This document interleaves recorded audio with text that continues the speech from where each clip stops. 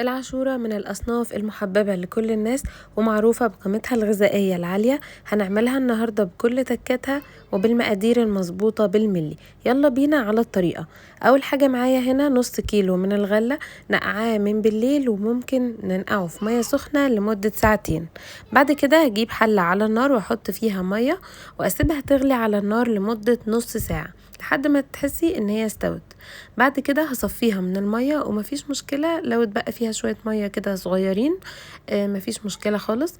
بعد كده هاخد 2 كيلو من الحليب، هسيب نص كوباية كده على جنب هدوب فيها النشا، واصب ال2 كيلو على نص كيلو الغلة.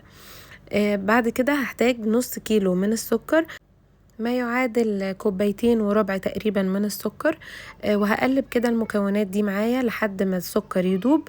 بعد كده نص كوباية الحليب اللي كنت اخداها على جنب هضيف فيها 4 معالق كبار من النشا او 5 معالق حسب نوع النشا اللي عندك، لكن ما تزوديش عن 5 معالق كبار.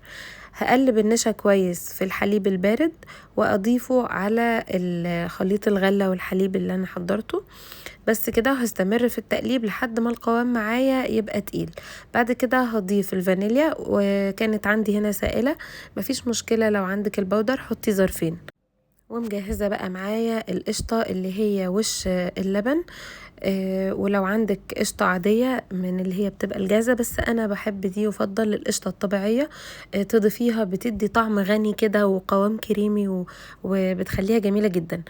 وبعد كده هضيف معلقتين كبار كريم شانتيه، وده اختياري ولكن بيخلي طعمها برضو جميل جدا وبيوديها في حتة تانية خالص. الحركة اللي جاية دي بقى بتدي قوام اتقل شوية، بصراحة جميلة جدا ان انت تجيبي الهاند بلندر وتضربيها وهي في الحلة. ولو مش متوفر عندك بتجيبي كده مغرفتين كبار وتحطيهم في الخلاط وتضربيهم وترجعي تضيفيهم تاني للخليط. بصراحة بيدي قوام حلو قوي في الاكل، بيبقى مهروس كده اكتر وبيدي طعم احلى. بعد كده هتجيبي الطبق اللي انت هترصي فيه، او ممكن تحطيها في اطباق صغيرة. انا عندي هنا بقى الحاجات اللي هغطي بيها العاشورة.